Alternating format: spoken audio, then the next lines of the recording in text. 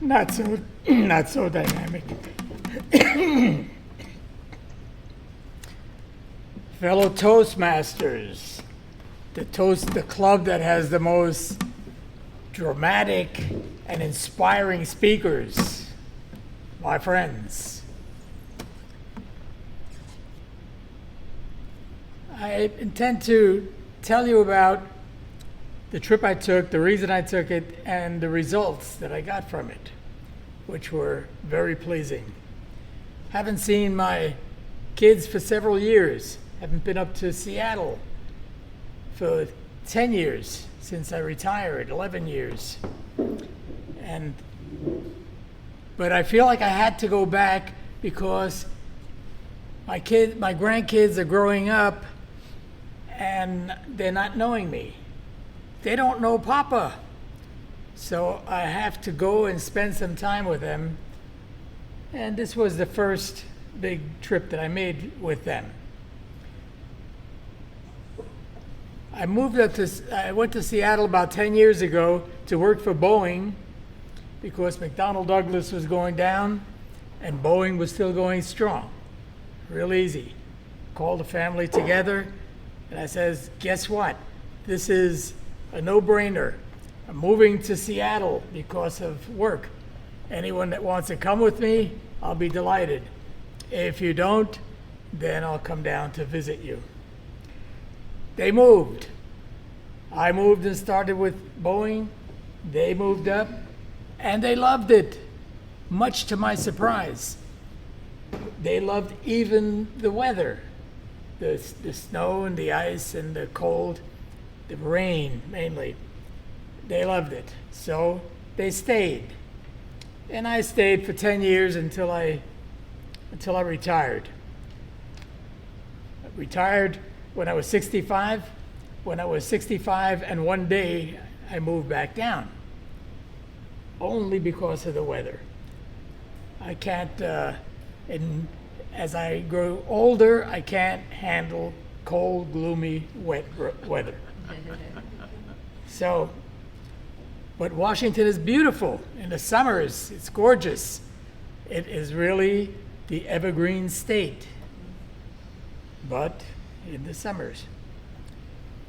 So it rains so much that some people say that they have the Seattle Rain Festival from August to August.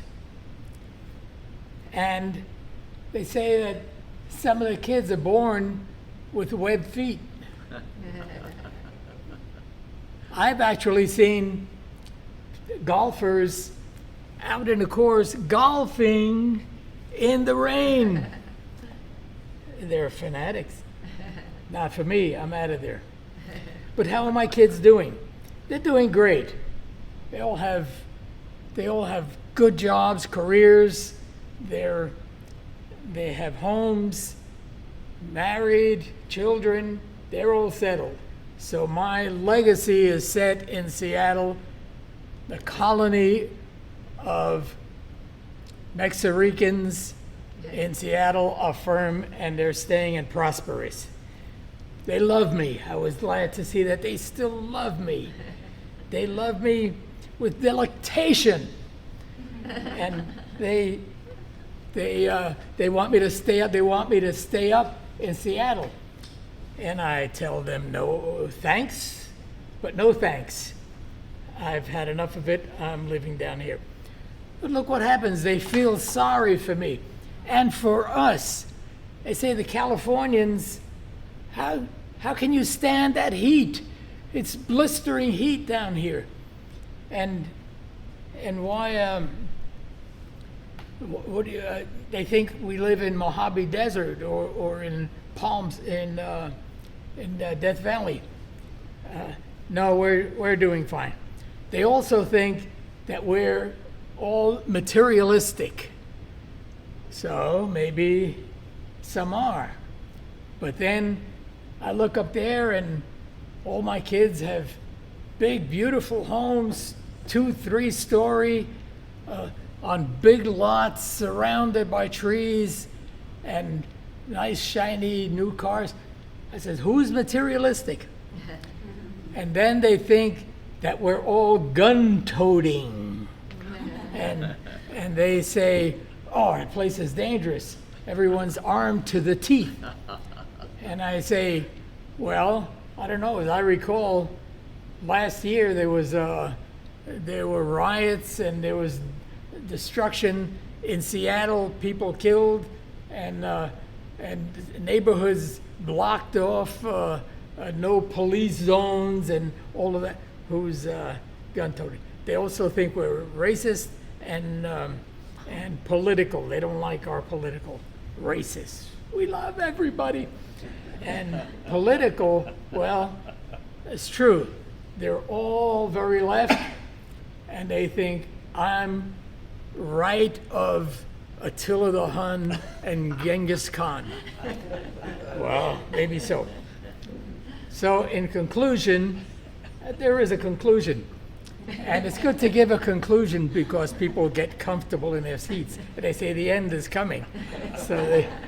So I would just say that people ask me, where is the best place to live when I come back from travels?